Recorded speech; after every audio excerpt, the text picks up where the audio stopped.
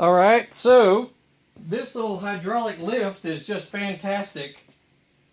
It's from Pit Posse. You can go to pitposse.com, or you can find them on the internet also, or eBay and that sort of thing. Really handy. You know, I've been using it for years for all kinds of different things. You can put a lawnmower on it, a riding mower, because it's got a nice wide base on it here. But aside from just that, we put this little, my new project here, little LTA 50.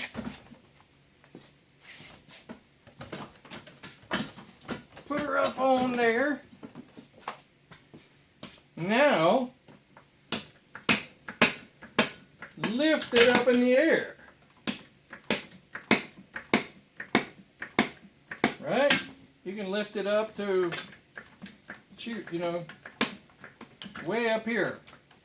Talk about handy. You know, because there's some projects for a vehicle like this, you need to get underneath it. Or you're just tired of sitting down, standing up, sitting down, standing up, sitting down. So you just stand up and work on the thing. But, you know, look how high this thing will go. Right? So freaking handy. Yeah, get you one of those, man. If you do a lot of work on little ATVs, lawnmowers, even dirt bikes, you know, that sort of stuff. Anything can fit on it. It's got little hooks also if you want to strap something to it so it doesn't possibly get top heavy and tip over. Really flippin' handy. So yeah, that came from Pit Posse. Extremely useful.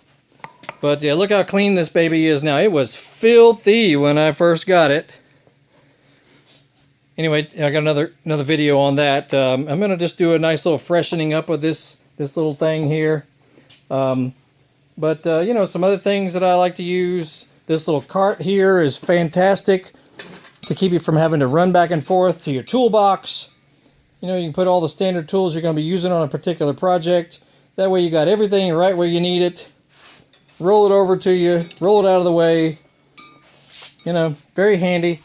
I think I got that on Amazon for next to nothing, you know, $100 or something like that. Really handy. T-handle rack.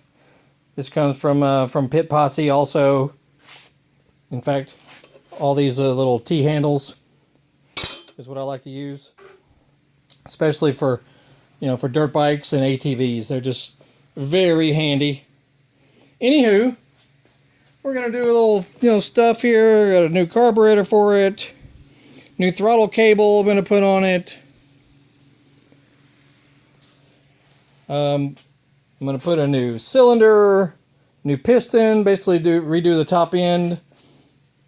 Because it's got only like 60 PSI of compression. It needs to be around 130, 120, something like that. So, of course, that's not enough. So, yeah, we're gonna make it better. It's a shame, though. You can't find, like, upgrade stuff. You know, there's only, like, one company that makes exhaust for this thing, and it is very expensive. So I was like, yeah, never mind. I'll just stick with the stock one because it's, you know, it's in decent shape. But the main thing is I just wanted to start out with a really clean vehicle. You know, that's just one of my pet peeves. I don't like working on a filthy vehicle. So I'm going to replace the body also. It's got several cracks and damage and whatnot. And, you know, so